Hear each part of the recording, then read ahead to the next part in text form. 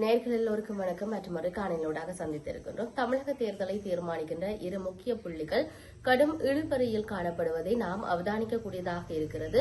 அதிரடி திருப்பங்களோடு வெளியாக இருக்கக்கூடிய முடிவுகள் என்பது சார்ந்தும் நாங்கள் பேச வேண்டிய தேவை இருக்கிறது. தமிழக சட்டமன்ற தேர்தல் 2026 வாக்குப்பதிவுகள் விறுவிறுப்பாக நடைபெற்று முடிந்திருக்கின்ற இந்த நிலையில் பல தொகுதிகளில் கடும் இழுபறி இருக்கலாம் என்று எதிர்பார்க்கப்படுகிறது.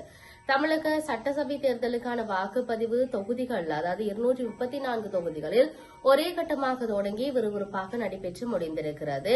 இதற்கமைய தமிழ்நாடு சட்டப்பேரவை தேர்தலில் வாக்கு சதவிகிதம் அதிகரித்திருந்தாலும் வாக்குப்பதிவு எண்ணிக்கை வளர்ச்சி விகிதம் கடந்த 15 ஆண்டுகளில் இல்லாத அளவில் குறைந்துள்ளமை தெரிய வந்திருக்கிறது.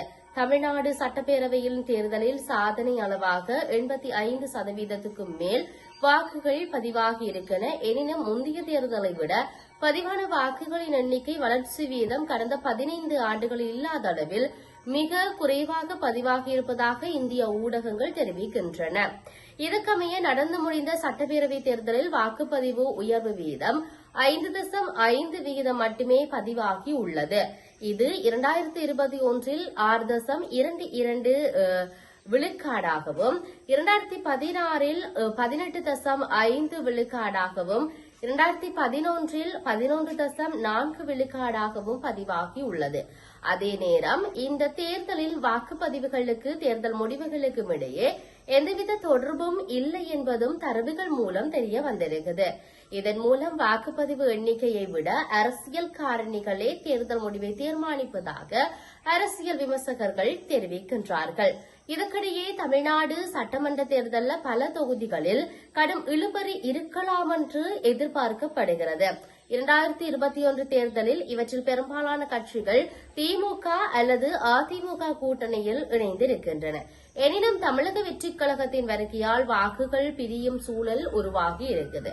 இது திமுக அதிமுக கூட்டணி கட்சிகளின் வெற்றி விளிம்பை குறைக்கும் என எதிர்பார்க்கப்படுகிறது. பலமுனை போட்டி நிலவும் போது குறைவான வாக்கு வித்தியாசத்தில் வெற்றி தோல்வி முடிவு மாறுதல் என்பதால் இது தேர்தல் முடிவு பெரும் எதிர்பார்ப்பை ஏற்படுத்தி இருக்கிறது.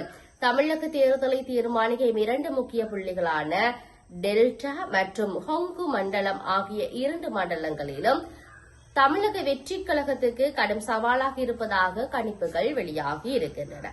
இந்த காலப்பகுதியில தற்போது இழுபறி நிலை நீடிப்பதாக கூறப்பட்டிருக்கின்றமை விஜய்க்கு ஒரு எச்சரிக்கையாகவே பார்க்கப்படுகிறது.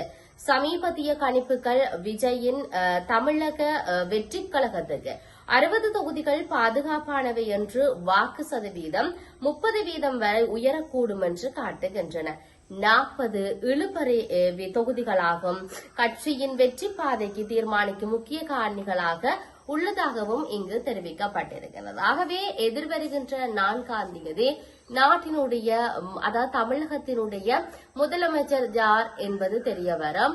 தற்பொழுது தேர்தல் நிறைவேற்று இருக்கின்றது. அதையும் தாண்டி பலத்த பாதுகாப்புகளோடு வாக்கு பெட்டிகள் பாதுகாக்கப்படுகிறது. அதன் பிற்பாடு அந்த வாக்கு எண்ணுகின்ற நிலையங்களுக்கு காவல்துறையினருடைய பாதுகாப்போடும் கட்சிகளின் பிரதிநிதிகளின் முன்னிலையும் அந்த வாக்குப்பெட்டிகள் சீல் உடைக்கப்படும் என்று சொல்லப்பட்டிருக்கிறது. அதன் பிற்பாடுதான் தெரிய வரும் ஜார் அடுத்த முதலமைச்சராக இருக்க போகின்றார்கள் என்பதை. இருப்பினும் சில தொகுதிகள் தமிழக வெற்றிக் கழக தலைவர் விஜய்க்கு சாதகமான முடிவுகளை உண்டு பண்ணியிருக்கிறது.